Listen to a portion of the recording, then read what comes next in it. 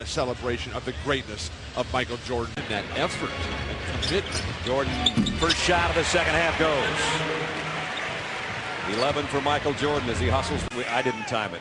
The guys in the truck maybe did. I would say the ovation at the beginning of the game lasted at least 4 minutes as he hit his first shot of the third. Amazing what Derek Coleman has done the last 2 months. Jordan drains it over Eric Snow. He's got it going. And his thing as he first hit his baseline jumper and then that one from the wing over Snow. But Allen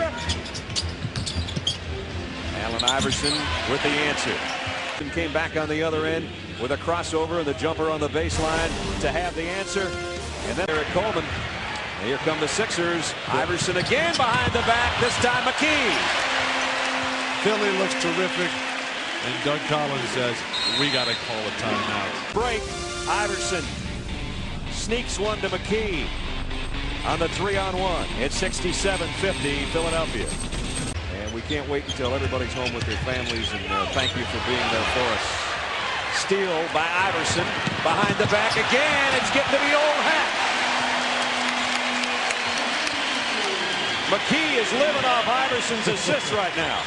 Iverson has done this so many times. The block, tremendous defensive player, Allen Iverson, but in transition, you would think that Washington might start anticipating he's going to throw that behind the back pass. And then 4 points is what he has right now. But it's also great to see the class and dignity that we're witnessing from Michael Jordan. It will have to be an embarrassing moment. His team's getting just blasted here. He and Iverson, I wonder if it's behind the back. Nope, he'll do it himself, and the foul by Van Horn. Crowd up for their 76ers. They're putting a licking on the Wizards right now. Then Iverson with Van Horn's follow. It is 89-64 at the end of 3. Beds, the Eastern Conference standings, that's how they look right now as Iverson steps to the free throw line for his 30th point. New Orleans playing terrific ball at this point. The crowd chanting. And they're getting louder. 21,257, the second largest ever in this building and the largest crowd of the year. Check our Sprite mad skills. How about back to 1986? How mad was this playoff game? 63. That shot over Larry Bird. Then Danny Ainge couldn't handle him in the paint. Whoa! There's Bill Walton. Throw it in, Michael. Throw it in over him.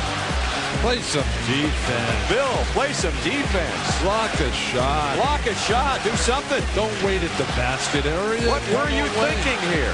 Was he thinking at all? Well, he scored on the best of them. But disgusted side by, he said you can't teach if people don't want to learn, basically, in a nutshell is what he was talking about. Yep. You know, and one more thing. Just looked at Michael Jordan with all the people chanting at him, and I kind of gave a thumb toward the court, and he shook his head in the universal sign. Team down, the fans want him.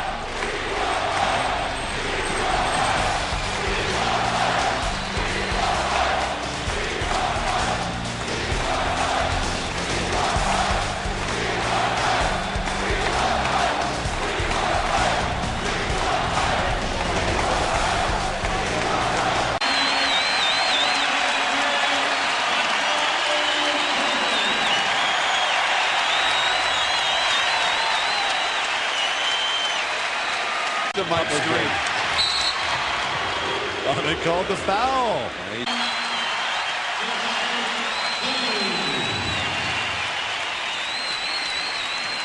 And he's going to get the bounce pass from the retiring Tommy Nunez, the referee. Let's check in with David. You know, guys, when Mickey Mantle hit his final home run, there's always been some question about whether he knew the pitch was coming. I think Michael Jordan knew that foul was coming. Eric Snow was awfully quick to come over there and foul him. Doug Collins was the guy I really think that convinced Michael to go in. And now Doug Collins is telling them to take a foul so that he can. There's the end of a legendary career.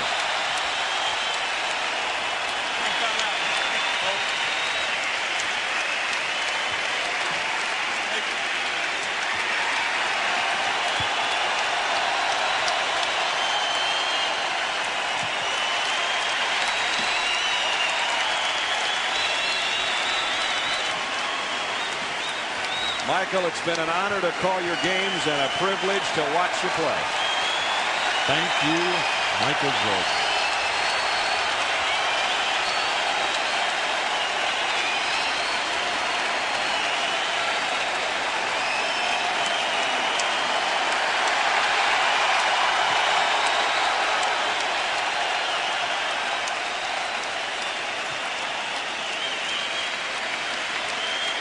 So the final point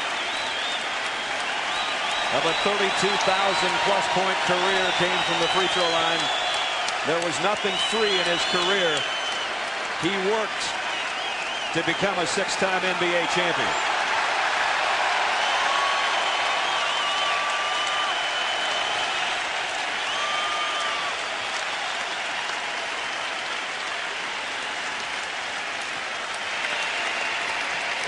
And the MVP in all those championship seasons.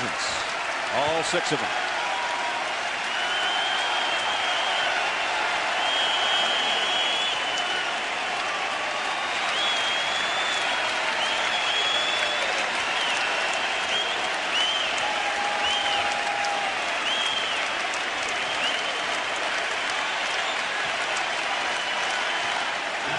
Amazing that after all the great memories, all the adulation, he almost seems embarrassed by what the crowd is giving him in Philadelphia. He would just as soon not have any of this. So Michael Jordan's 15 brilliant seasons is a 15-point night as he says goodbye to the NBA at age 40. And somebody better go get that ball. Eric Snow's got a pretty good handle on it. He's handing it to Derek Stafford right now as you speak.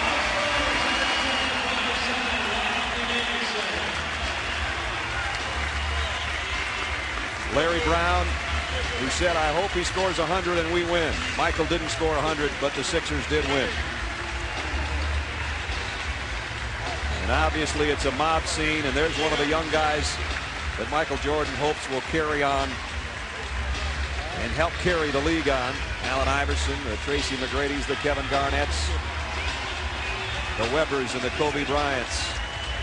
The guys that will be stars, but will there ever be one to shine as bright as that guy?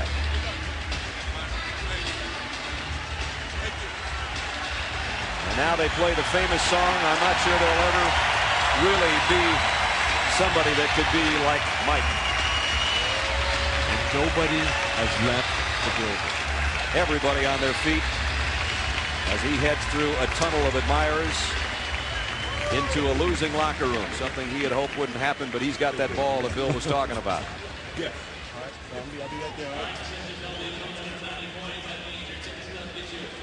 Let's check in with Michelle. All right, standing by with Allen Iverson. First of all, you got home court advantage for the first round, but maybe more than that, what did this win do for your team's psyche? It did a lot. You know, we dropped 3 games in a row. You know, our confidence was down a little bit.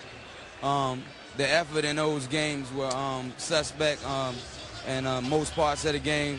And we just wanted to come out here and just give a good effort and fight real hard, and whatever happened, happened. You said before the game it was going to be an honor to play against Michael Jordan in his final NBA game. Tell me what you'll remember most about tonight. You know, just the atmosphere, you know, and how the people embraced them, and, you know, how they sent them away from the game. It was just special, you know, something I was just glad to be a part of. I feel like it's a tribute, you know, to my family and friends, all the coaches and teammates that I've ever had to help me get to the point and be able to be a part of something like this. And it's just an honor. You know, Michael Jordan meant everything to me. He gave me a vision. He made me want to play the game, so it's even more special.